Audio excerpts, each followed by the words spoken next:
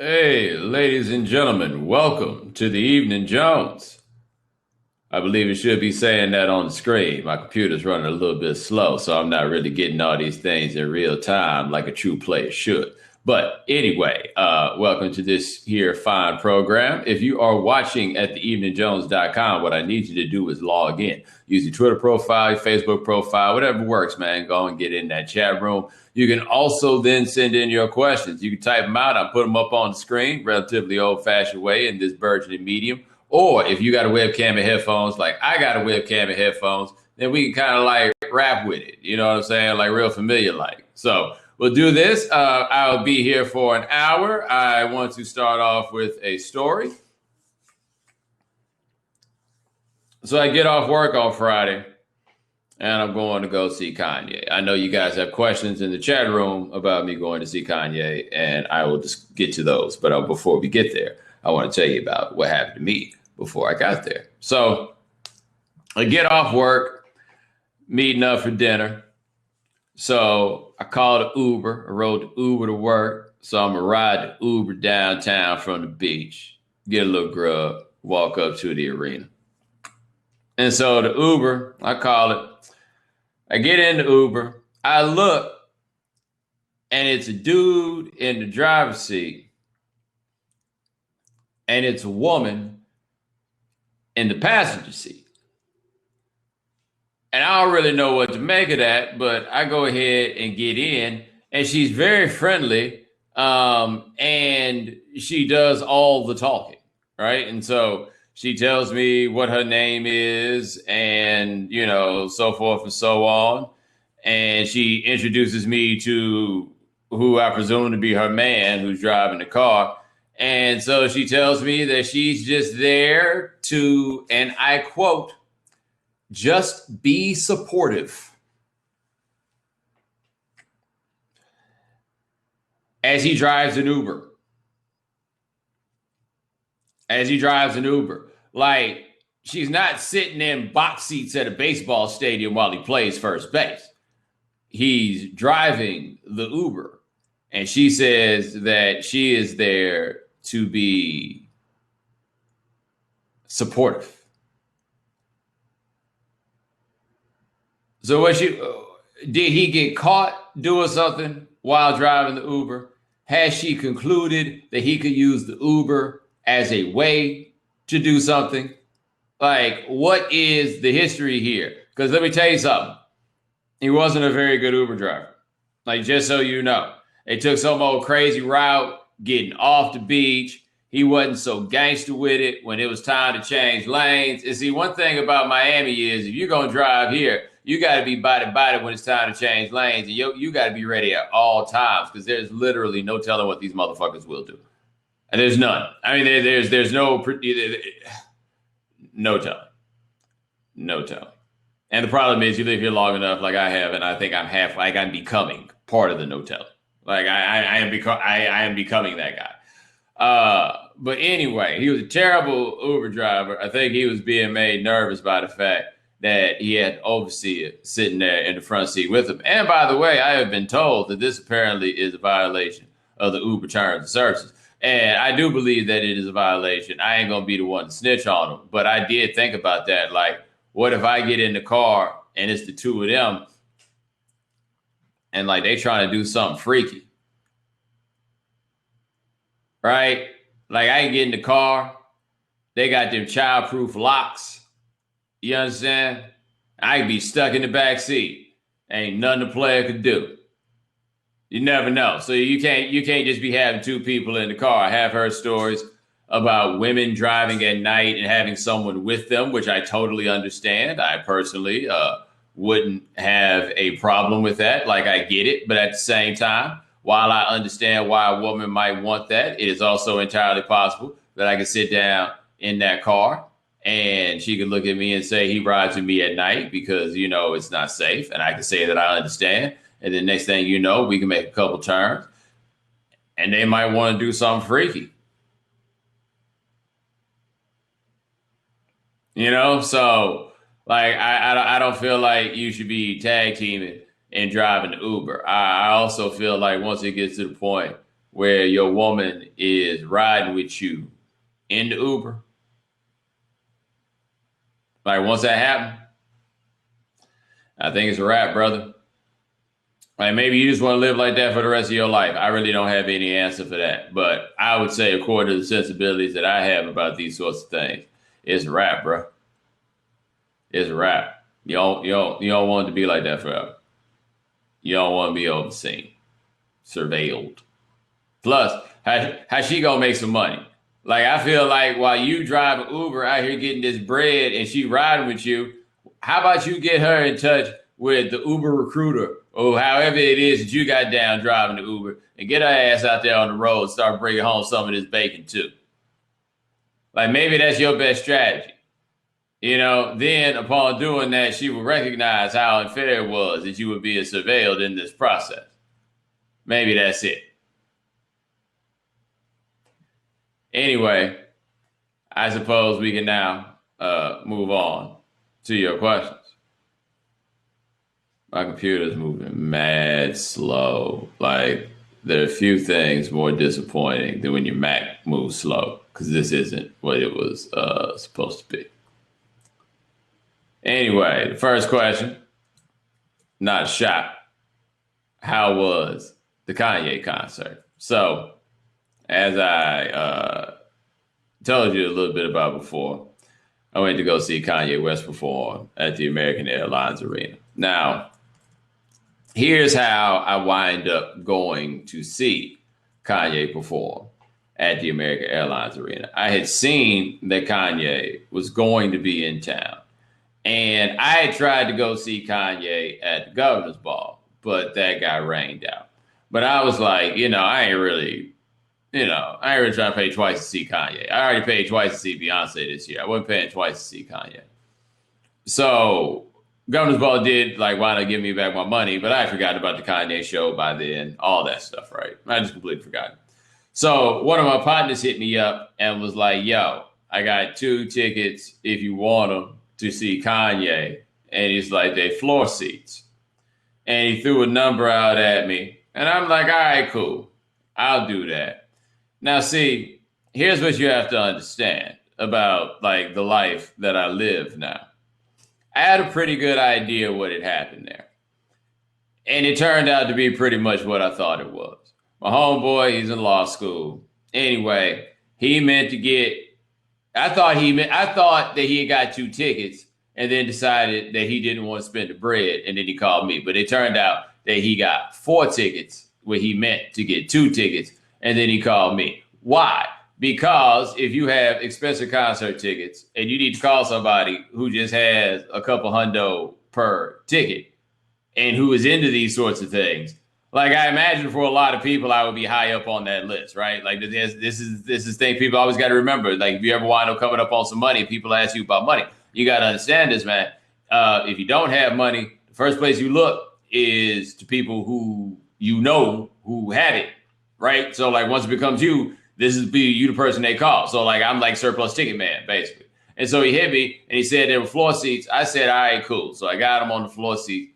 But I have to admit, I had this nagging suspicion, but I hadn't really paid any attention to it. I felt like I had remembered people were talking about there being a mosh pit at the Kanye show. But I didn't really pay it any mind or give it any thought. It was some Kanye thing that people were talking about on Twitter. And I didn't really care enough to inquire. But, my man was like, yo, they floor seats and they had numbers and everything else, right? He said, but they said floor. So anyway, we had dinner before we about to roll over. And he kind of, at that point, acknowledges that he has come to realize that their floor seats, minus the seats, you're just on the floor, standing there, on the floor. And so we there. Now, please understand this. And if you plan on going to see the tour later, I really don't think you need to turn this off because, I don't feel like me telling you any of the things that I'm going to tell you is going to make this a different experience for you. This dude has the all damn audacity to not have an opening act, not have no DJ, right? Like this is Kanye on the low is really hitting us up for some paper. Like, let's keep in mind that Kanye got on the internet that day, was talking about all that debt he had and money trouble or whatever it is. This dude is not spending a whole lot of money on this tour. There ain't no opening act. The lighting, there ain't really much of that going on with the Kanye store. Like the whole setup is crazy minimal, man. It's crazy minimal. But anyway, so I'm standing there on the floor at the American Airlines Arena, and I'm just surrounded by, if you're my age, you call them children. Like, I don't know how many of them were legal or not. If this is all, I don't know what you call it, man. But I can't figure out how it is that I'm 36, Kanye's 39, and I am terribly out of place at one of his shows. Just terribly out of place at this show. I mean, I'm there on the floor. I'm looking at these kids. I'm like, I don't know nothing about the drugs y'all out here messing with.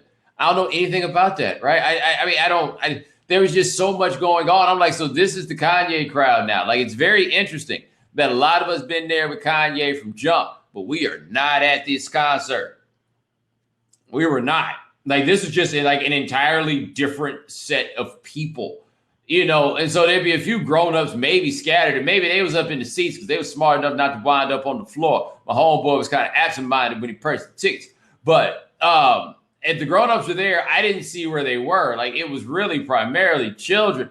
And so what Kanye's got going is this like elevated stage, and the stage moves over the mass of people that are on the floor. So I imagine it's a fascinating visual experience if you get a seat that's higher up. But if you on the floor, it's got its pluses and minuses. One of the minuses that you probably didn't do the math on is whenever the stage would move, these children would be trying to run right along with the stage. Yeah. And, all these kids doing all this bumping into you, and they don't dance because they can't, so they just jumping up and down, and they ain't got no regard for bumping into me. And I got so tired of people bumping into me. There was a point where I really was about to turn around and, like, at the very least, ice grill somebody with my fists all balled up. And I'm so glad I didn't, because when I turned around, I was like, whoo, boy, if I had done that, this young lady would have been very, very frightened. And I probably would have wound up on the TMZ just for the appearances. That wouldn't have been good. Right? I turned around and was like, yeah, man, I'm just have to let these things ride for the rest of the night. That's just what it's going to be. So anyway, yeah, weird, man. Weird. Like, I bet if you talk to anybody that went to one of them concerts, the difference between being on the floor and being up higher, because I'm thinking about Kanye like floating and it's all these people below him like that. Like, I bet visually that is fascinating. I honestly think that. I'd also like to know, as people asking me about the sound at the show, the bass on Wolves is the hardest bass I've ever heard in my life. I felt like someone was just grabbing me and shaking the hell out of me. It was absolutely amazing and almost counterintuitive, like even knowing the song is pretty bass heavy. Now, here's the thing also about this Kanye show that I find interesting. I don't think Kanye has made much feel-good music in 8 years. Like, from 808s to now, man, there hadn't been a lot of happy in the world of Kanye's music. I find a lot of these songs, even though I think they're very good, like kind of morose. Like, they don't make you feel good. Yo, these depressing ass songs were getting these kids charged up.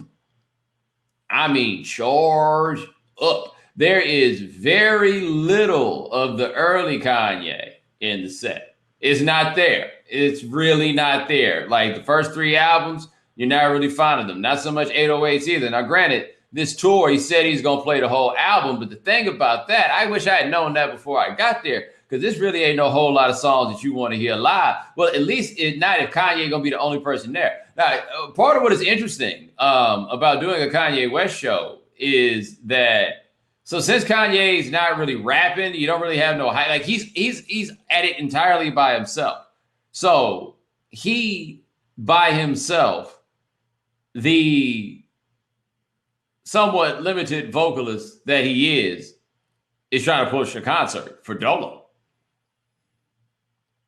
That's a very interesting idea when you think about it, right? Because he is an energetic performer. Like, he doesn't sell you short. He gives it to you in the performance. Like, he's working hard, but like, you don't want to hear Kanye sing. You don't really want to hear Kanye rap. So what you're doing in large part is you're kind of going to a Kanye West sing along, especially if you're on the floor because you can't see the dude. Like, he's moving in all these different places. And so you're going to a Kanye West sing along, but when you're going to the sing along and you're just in a different place than any of the people who were there, it's a really, really, really bizarre experience. And like, I don't know if this is rigged or this is exactly how it goes or whatever, but this is how the show wound up starting in Miami. So we sat on the floor because there's no indication of when this is going to get going. Once again, there's no opening act. So like, we haven't been able to time it or anything. So all of a sudden there's this commotion and all these people start looking in like the lower bowl of the AAA.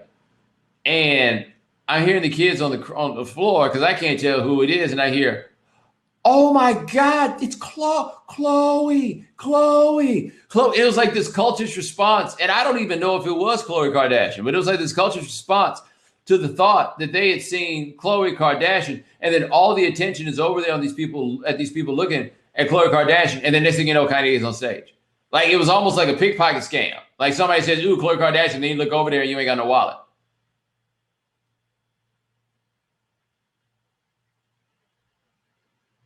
Oh, apparently they say they did the same thing in Houston. So this works.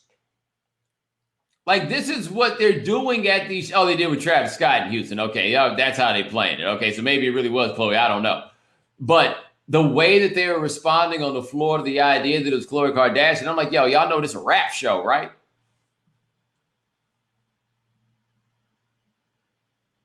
You know? Y'all know this is a rap show. But I don't think it's a rap show anymore. I don't know. And so, like, he's playing Runaway, and Runaway is a, really sad song. They're all charged up for Runaway. Like, and so also of note is that, like, so Kanye closed out the show with Ultra Light Beam. Ultra Light Beam is a really incredible, like, recorded masterpiece. But, like, all the truly excellent things about Ultra Light Beam, at least in terms of what you would want to see in concert, none of them really have to do with Kanye West. But the only person that you have is Kanye West. You know what I mean? And there were a few moments like that in the course of the show. But like, the sonic engineering is really bomb. Like, there's good stuff there. But I just can't believe. Like, and I say this as someone who still appreciates Kanye's music, who still thinks that Kanye makes really good music. I'm not. I mean, can I say I relate? Like, on what level in 2016 would I say that I relate to Kanye's music? It's getting harder and harder to do.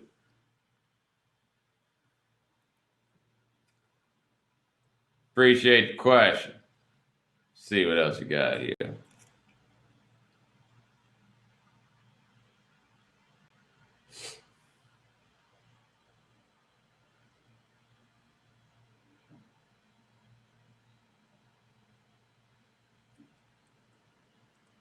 With the proliferation of videos showing cops beating or murdering black folks, do you ever feel yourself getting to the point where you can't watch another one?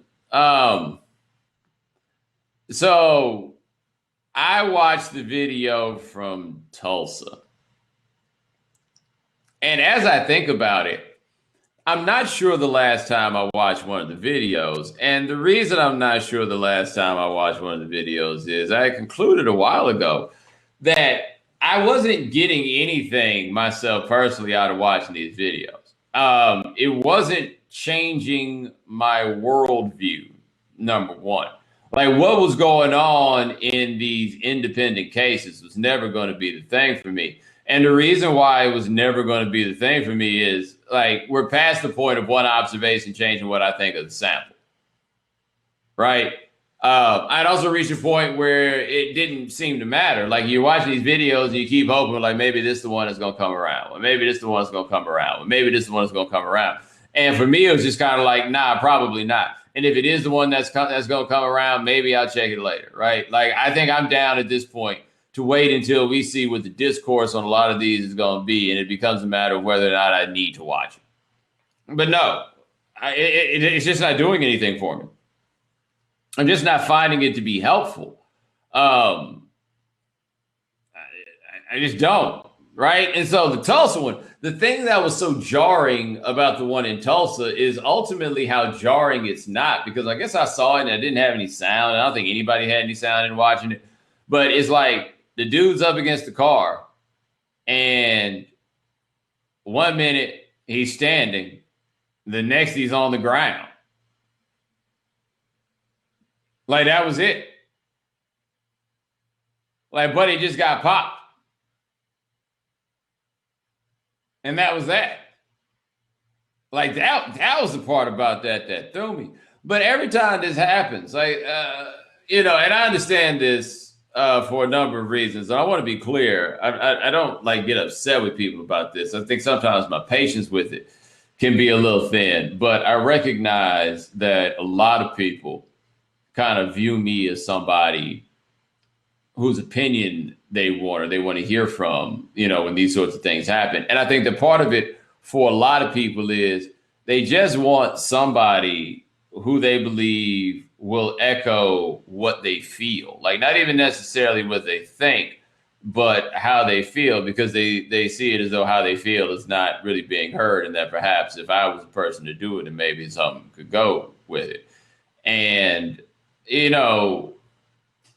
on one hand, I don't know if flattering or humbling or whatever the term is, on one hand, you like really appreciate it because, this shows the respect that those people have, for me. On the other hand, man, I can't do them all. Like I just can't, I can't do them all. Like it does like legitimately get to be exhausting after a point because I don't have anything new to say. I don't have any grand observation. Like, really, you think about this. Like, I think the Trayvon Martin case is the one that really kind of like changed people's awareness of what was going on. Like, you realize that was like 4.5 years ago. And he got shot in February of 2012, right? Oh, it was 2013. That was a long time ago, man. A long time ago. I can't dial it up every time when the circumstances are basically the same. And it's a confounding sort of thing for a person in my position because, like, you don't want to arrogantly be like, I'm not one to repeat myself, but what are you supposed to do? Like, it's kind of reached, I think the point's been made. And that, I think, is probably the most disturbing and perhaps most disheartening point. Thing here is that the point's been made. Like, I don't think there's a reasonable person who doesn't, like, understand the point here. And it doesn't matter. Like an acknowledgement of the moral high ground typically can get you somewhere. Not so much yet here. Not so much. Like, it just hasn't. And so, yeah, I don't need to watch all the videos. Like, I don't need to know independently who got it right on every single one. I don't even need to speak on who gets it right on every single one. I can kind of sit them out at this point in terms of individual play-by-play. I have a great appreciation for the people who kind of have an ability to do these over and over and over again, but I kind of got an acknowledgement that I can't. And I suppose that there'll be a particular case that gets my interest, and maybe I get on it, but I mean, I got a pretty decent idea of how this works. And the issue is how it works. And having it reinforced how exactly it works these days doesn't change the fact that we're starting it from jump with an understanding of how it works. And that's what the problem is. And so, like, reinforcing that this is how it works, for me personally, there's a questionable value. I think there's value for others. For me personally, I think it's questionable. Like, I ain't quitting. I just ain't got to watch all the tapes.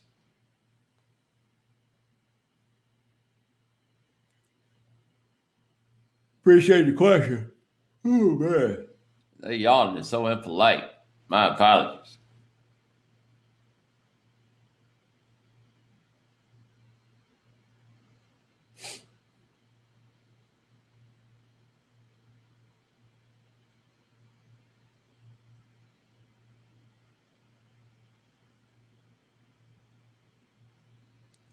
Another Bluebell recall. This still won't make you give it up, or is it time to move on from it? So yeah, Bluebell says that in the abundance of caution, that they've running a recall on a couple of flavors. And I saw what the flavors were. And more importantly, I saw what the flavors weren't, and the flavors weren't anything that I eat. After I get through doing this podcast, I'm probably go downstairs and get me some Bluebell right then. Look, man, I ain't quitting. I'm here. Like, I'm in on this. I've tried what y'all call ice cream, and it ain't going. And I actually think that this is a moment where you need to stop and take a moment and give some props to Bluebell, because we always talk about these companies who don't want to be transparent because they're afraid they're going to lose some, whatever it is. And here the good people at Bluebell letting you know, like, look, we don't think this is anything, but we're going to play it safe right now, and we're going to get everything straight, just so y'all understand how dedicated we are to getting y'all that good ice cream. I mean, that's all I got for you, man. That's all I got. And you know what else I got? I got a strong immune system, baby. The stereo ain't gonna take me out.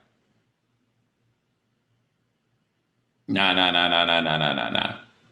It ain't gonna take me out.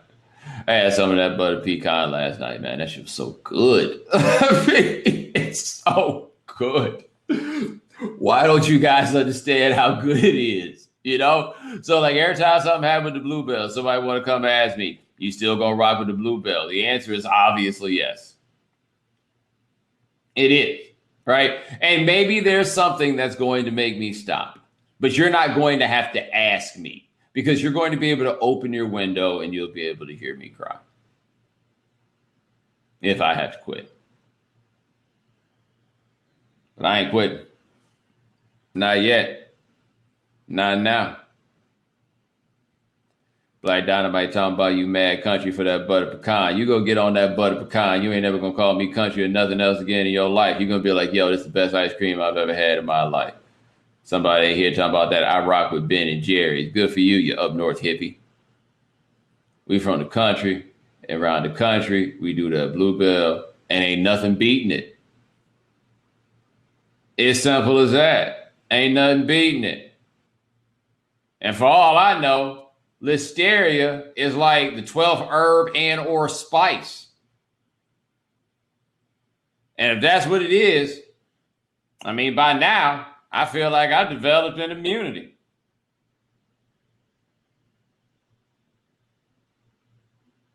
Appreciate the question. That's a good one.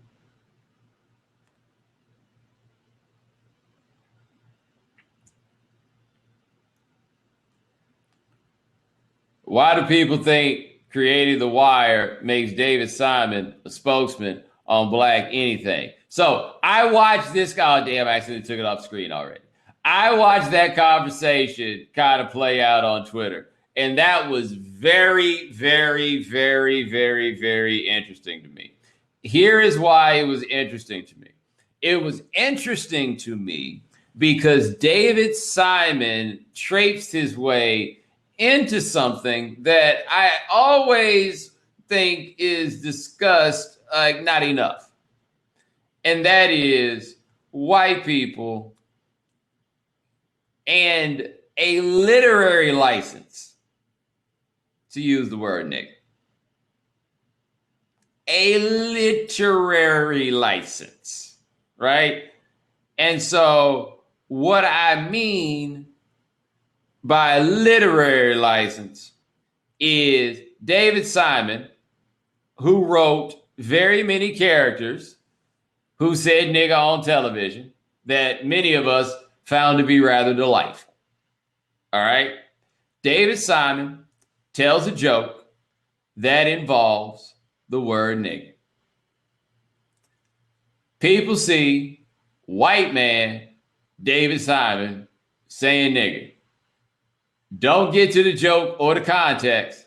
They just see white man saying nigga, and it's on and popping. Now, do I think David Simon did anything wrong in sending that tweet? No. I absolutely do not.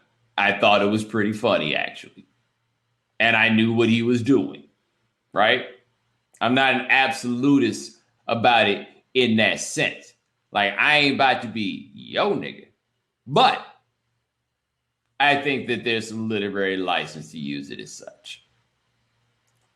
But what David Simon didn't understand was once people hit him back, he just needed to take the L. That wasn't worth the fight. He just needed to take the L. But instead, he talked about the people regulating his right to say what he wanted, which is all the white man privilege coming out, all the white man coming out. And ain't nobody trying to hear that as your defense for why you could say nigga when they've decided that they don't want you doing that. Right.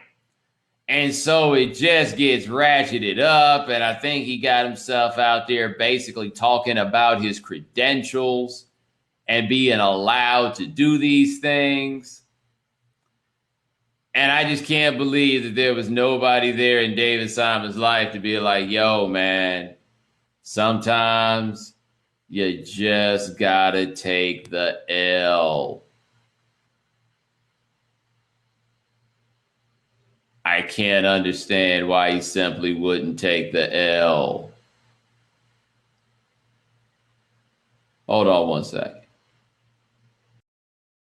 I do think that his initial place in it really wasn't so bad. He just had to be such a jackass about it as the whole thing went on. But I do think that because of The Wire and because of a lot of the things that David Simon has said about the world on the heels of The Wire. Can you see me? Can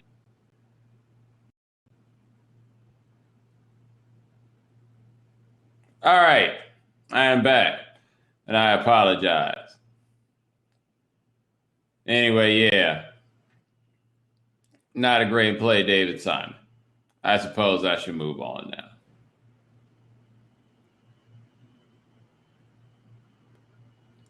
Oh boy, me and my computer gonna have to have a heart-to-heart soon.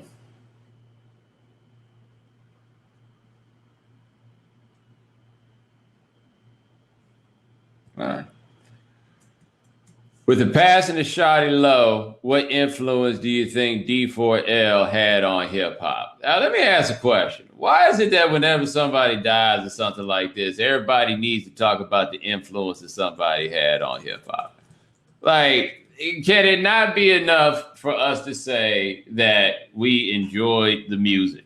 Because the truth is, not all the music is going to be influential, right? It's not all going to lead to something else.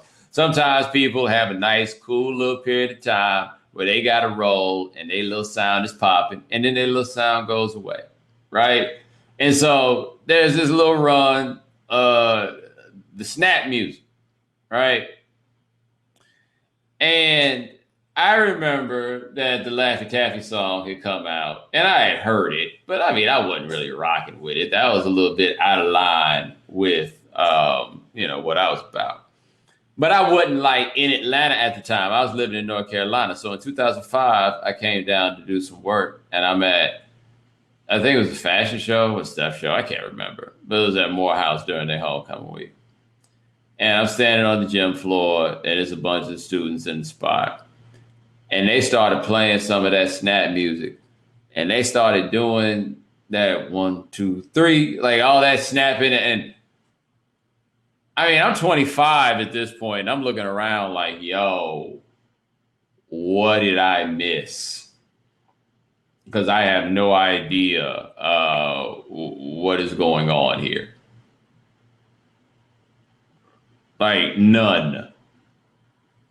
But that thing caught, and it was kind of fun. Like I remember at the Outcast shows, they had D4L come out on Sunday, and they did their little song, and it was jamming, and people was really happy to see them. Right? They had a cool little time. I know Shiloh had some other stuff, Yeah, they joined a couple other things, whatever, man. But I mean, D4. What did D4L change? You know what I mean? Like, I don't feel like I listen to the music right now and be like, yo, that's their D4L and they sound. Nah, man, they had a cool little run, had them a couple of songs. And that's okay. Like, how many people wish they had a couple of songs?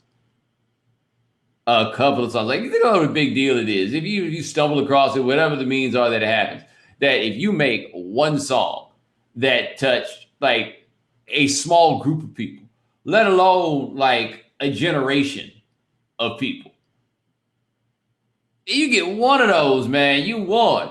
Ain't no need to overstate it from there because most people ain't getting a chance to do one thing of that magnitude ever. Rest in peace, Shotty Love.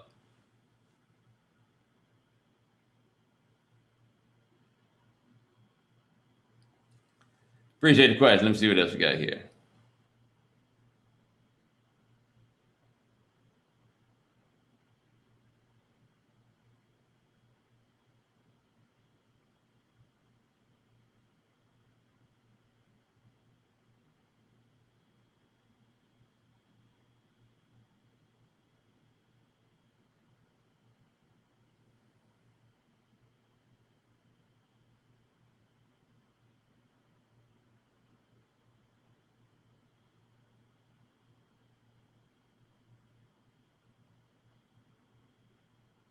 Hmm.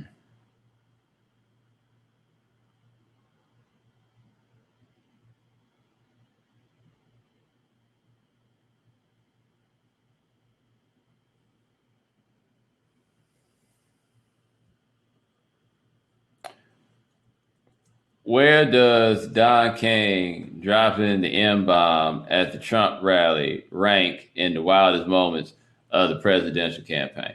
The answer to that question, very low, very, very, very, very, very low. Like, I mean, who's shocked at Don King accidentally saying that dreaded N word? Right? Like, who's really shocked at that? Like, why you? Who knew Don King talked like that? Now, maybe you're thinking that you're surprised that Don King would say such a thing in the church, which I would say you would need to dial back and then probably be surprised by the fact that Don King would be in the church in the first place. Or you could deal with the idea that it was a town hall on race hosted by Sean Hannity. Like Don King doing that is not even like the notion of what was going on for the whole day is far crazier than anything Don King could have done as an individual. Like this isn't high. It's not this is still going on, man. We got about a month and a half left of this. We legitimately have a month and a half left of this. We haven't even gotten to a debate. And I don't think any of us have any idea how that's going to go. And I am partially, though never fully, but partially ashamed of the fact at how compelling this is on a certain level, right? Like this is really happening. Like all of this is probably on the list of things that we would say when we talk about why it is better anything that the terrorists actually holler about is that nothing like this could ever happen, right? This is really happening.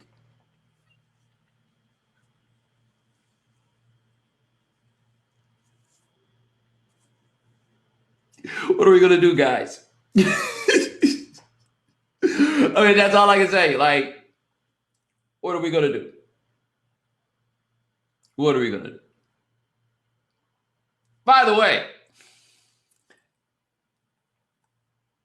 I admire, in a way, Donald Trump bringing Don King out because he and Don King go way back.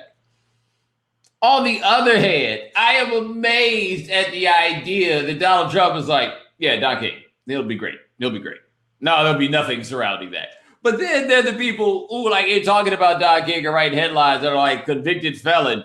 Yo, man, it's Don King. For one, I mean, killing somebody is a big deal. Don't get me wrong. But didn't that happen like 50 or 60 years ago? Like, don't forget Don King is really old.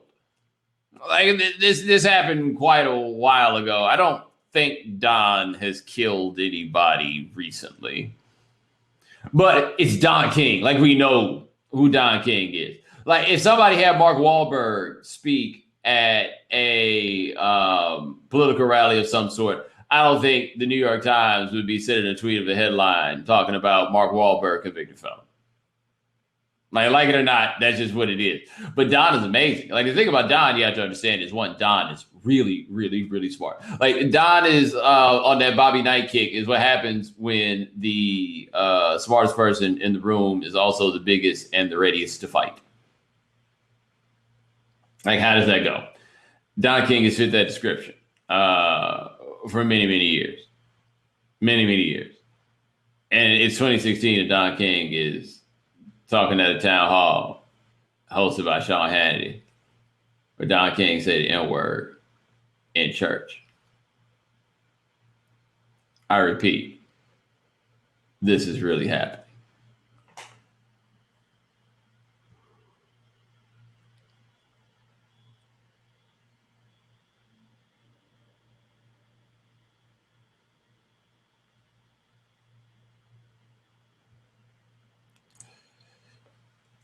Should people be more understanding with David Simon's use of the word in that context? See, I talked about this earlier. This is a great way to pick this back up. Should people be more understanding? I think in a very like existential, intellectual way, I could make the argument that yes, I think that they should be more understanding.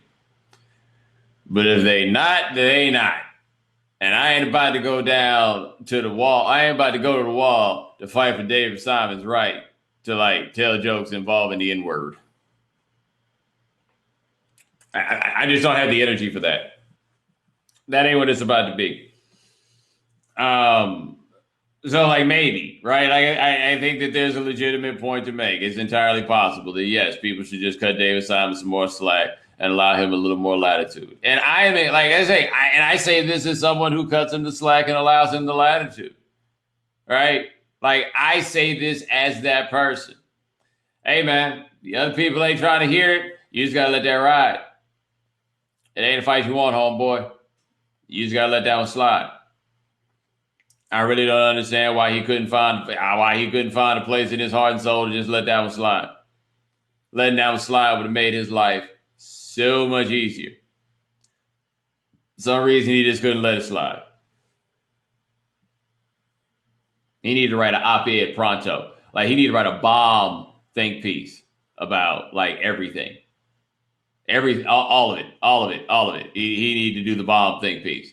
And I think people will forgive him pretty quick.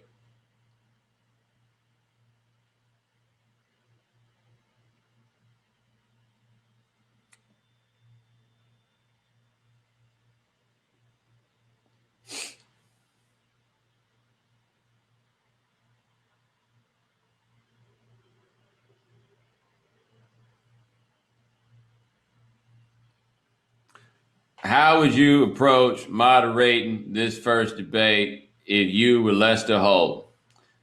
I ain't gonna lie, man.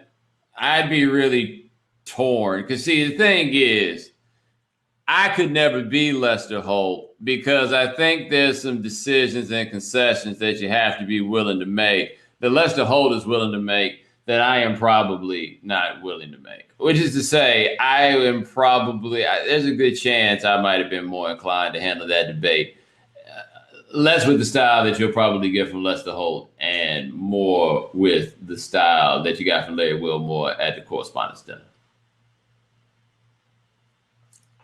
I'd like to tell jokes. I would appreciate the opportunity to tell jokes because this is all so ridiculous. All right, this is all so ridiculous. Now, the question that you have to ask yourself before you show up to do that job, if you're Lester Holt, is very simple. How am I going to handle it if someone is just flat out lying to me? Because as the moderator, there is a point where if you get into a back and forth with somebody about something that kind of holds up the flow of the thing, like it becomes a problem. Like sometimes you do have to let things go because there are other places to go. So, like, do you wind up playing this, like Christian Laettner said about Duke, is Krzyzewski's like, well, Krzyzewski figured out they can't call a foul every time, so foul every time. So if you Lester Holt, do you try to call every foul? And if you don't try to call every foul, how do you decide what fouls you're going to try to call? I mean, this is not an easy job to do in this circumstance. It really, really isn't easy to do. So, best of luck there. Best of luck there. But all right, ladies and gentlemen, thank you so much for joining us here on the Evening Jones. Try to do this once a week. We're going to do it Wednesdays, 9 p.m. Eastern. Lance Gilliam handles everything behind the scenes. Thank you, my man. If you can't listen live or watch us live, check out the podcast. Subscribe at the iTunes Store. Subscribe at Stitcher Radio. Also, check us out at SoundCloud. Check you guys out next week. Take it easy.